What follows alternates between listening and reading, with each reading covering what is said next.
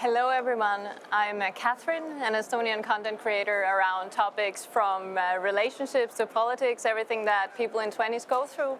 And today we are here celebrating the LUX Audience Award nomination of Close by Lukas Dhont. And LUX Audience Award is presented by European Parliament and European Film Academy every year. And it celebrates European cinema and aims to raise awareness about political, cultural, and social issues. And Close is a beautiful story around friendship and two boys that are growing up, and it gets crushed by societal norms. And Lucas, the movie just hit me by with emotions due to the topics that it covered. I was shocked by it, or struck by emotions, but I'll get back to that. But first, I heard that you started as a costume design assistant. So how has that background influenced your films? Well, I think I have to say the very first artist that I ever saw at work was my mom, because she teaches fashion in a high school in Ghent. So she works with young people and she gives them techniques and learns them how to sew and learns them how to print on textile. So fashion and the art of fashion has always been in my life from when I was very young. And I always saw that through clothing you could also tell a story. And so when I was 16, and I already knew that I wanted to be a filmmaker, and I already had that desire, a friend of my mom's who worked on set as a costume designer wondered if I could help her out for a couple of days. I think she actually did that because she knew how much of a fan and how much I desired to be on a set. And so I helped her out for a couple of days. I was 16. And it was the first time ever that I got to see the behind the scenes of what it was like making a movie. And I remember that set so well. I remember the passion I felt. I remember looking around, seeing a director at work, working with actors. And actually, from that point on, for 2 years, I helped her out on different sets. And I saw from very nearby the work of speaking through details, speaking through colors, showing all these elements through the unsaid, through the unspoken. So I think in many ways it was this very interesting phase very early on in my career. I don't know if at 16 I considered it a career, but that made me understand that storytelling was really about many, many things, and that all these details led up to that one document that you hoped would translate something bigger. What would you say, how much of you is in the storyline of Close? Well, I think when I start writing and start making, I always really start from a very personal place. I always start from me. I start from the heart. I put things on paper that feel meaningful. But very early on, I try to leave me behind completely. Because, I want to make something for someone who's not me. So what I very early on try to do is I try to look for where the personal becomes collective, where that feeling that I had connects me to someone who is totally not physically me. We've all had very intense friendships that changed course along the way. We've all been in that place where we wanted to disappear in a group rather than stand out. And I think that is the most important part for me in the making, is that bridge to the other. It's there where I think I get really excited about what I do, is that in a world that so often tries to divide us and tell us how different we are based on our micro-identities, I think art can in so many ways connect us on this deeper, maybe poetic, sometimes philosophical level. And that is really something that I strive for. The movie talks about boys growing up and being caring and their bond and about masculinity. So how do you think these topics convert to adulthood? How are we influenced by those topics as adults? Well, I think care and masculinity too often are not put in the same frame. I think we have constructed this vocabulary, both in language as in visuals, around masculinity that too often is about the brutal, that too often is about a complete deprivation of emotions. And I think for me as a young kid, I really struggled with that canon because I felt I was someone who totally did not connect to it. I felt unrepresented in these images of what it means to be a young man. And so there was this really primal desire for me to both confront that archetype, that stereotype, and at the same time challenge it. I think one of the very first images was this image of two boys laying in a bed, incredibly close to another, incredibly intimate. Because I think it is an exotic image. Although it's a very, I would say daily, very small moment, it is a very exotic one. I think that image we are often deprived of, especially between boys. And especially if it's not immediately about their sexuality. So there were these nuances also for us in the writing and in the making that we were confronted with, is that we knew that if we presented that image to an audience, very quickly our minds would go to, are these boys gay or not? Because that is how we are conditioned to look at male intimacy. And so I think it's both for myself as for an audience, opening this space in what other types of behavior we can link to the physical body of what we say is a man. And in doing so, maybe looking for tenderness in places that we haven't been showing it.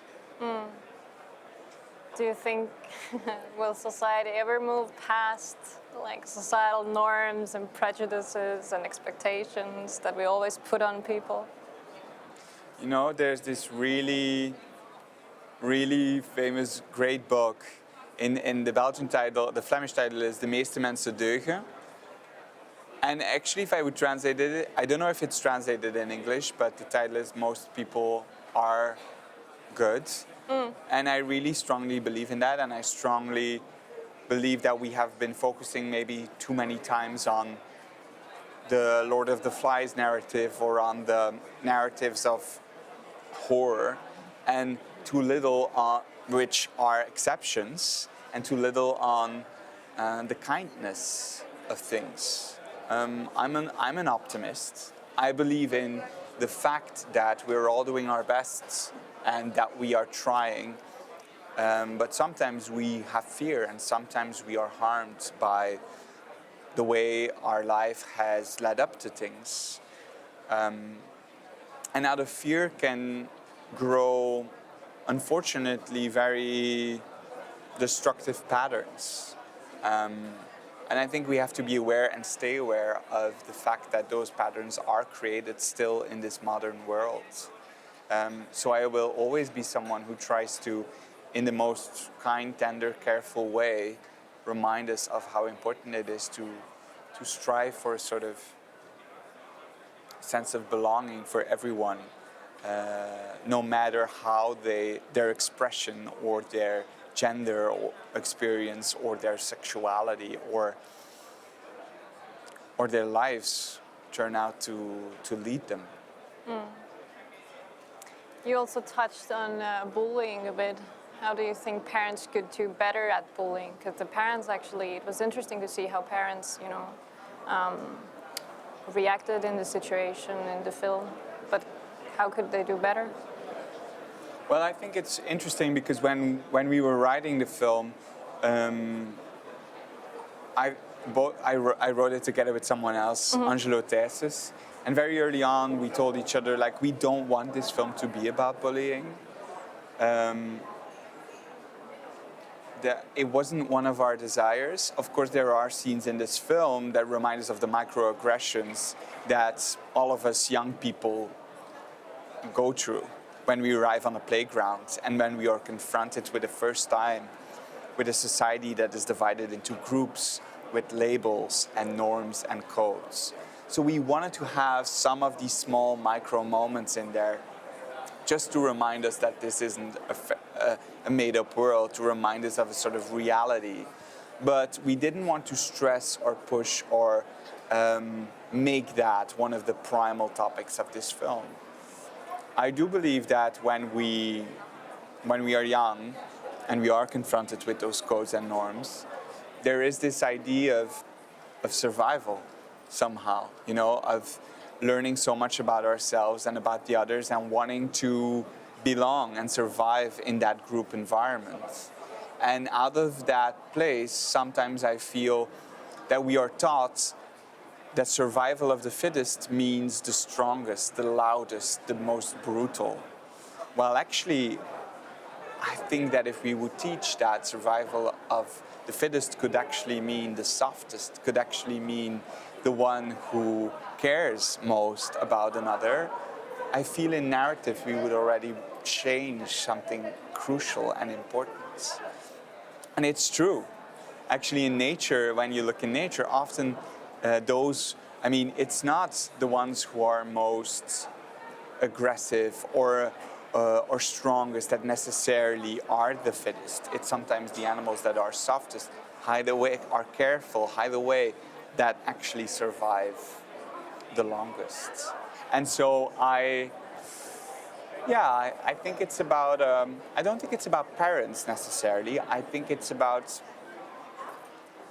the canon that this world provides us with. And of course, parents then carry out that vocabulary and carry out those thoughts, but it starts with sort of conscious in all of us of changing a vocabulary and changing a narrative. In terms of LUX Audience Award and other or nomination and others that you've received, your first feature film, Girl, had a huge success. So did you have any anxiety around your second movie and how it will land? Total anxiety attack, really. I remember in the very beginning I was just looking up manuals, directing second film, like really dummies. Does there exist a dummy book with this topic? It didn't. I went on YouTube, directors, second films, anxiety, do they talk about it? I actually found a lot of directors who talk about it, which kind of felt like an incredible relief. And I mean, it's the first time making a second film. That's the first time. Now, for example, I know that feeling of having to start again. So it's a feeling that, although it's a little bit frightening, I know it. But at the time, I didn't know what it felt like. I didn't know I had to mourn the energy of a first film and had to leave Girl really behind, give it a space in order to really be able to start again. And I think there's also this idea for all of us about expectations that we put upon ourselves. In this very fast-paced world that seems to be so much about competition and so much about winning, I think that we all put these expectations on ourselves to excel, because that is the type of imagery that we so often see excelling. And it's the expectation that I also put on myself. And I'm confronted with that. Sometimes it's really great because you push yourself forwards to a new level you didn't know you had in yourself. But there's also a danger of a harshness towards yourself that I don't know if it's always tender enough. And I think that this tenderness towards myself is really something that I'm also finding out what it looks like as I'm making things and as I'm trying to be both ambitious and at the same time care for myself. Do you have a specific goal as a director that, in terms of like, how do you want to influence the society or something that grounds you in that type of anxiety attack situation? You know what? There's this really important line for me in Girl. There's this moment where Laura and her father are in a bed, and Laura tells her father, in this moment of frustration, she says, "I don't want to be an example. I just want to be a girl." And it was really an important one for me because I don't feel like I want to make these sort of loud films with a sort of activistic sound to them immediately, but I want to make films because I want to show people to people. I want to make things from the heart for the hearts. And the most beautiful moments for me is when I receive these very personal messages or hear these messages of people saying, I connected to myself, or I connected to this part that I didn't know was still there and made me sad, and now I could feel that sadness. So I think that idea of a sort of catharsis that maybe can be collective is for me a desire that pushes me forward. And if in doing that, these films can also have a sort of political meaning, then that's great. And maybe I dare to stand more in that idea. Maybe before that I wasn't as comfortable saying that out loud. I consider them personal, intimate, not as political, and now maybe more and more I see why and I consider why they actually are. So it's also for me really a learning curve of expressing and better expressing what these things are. This is very This is very inspiring, and thank you for joining me. It was very interesting to hear your thoughts, and for you at home, don't forget to rate for your favorite film at the LUX Audience Award. Thank you.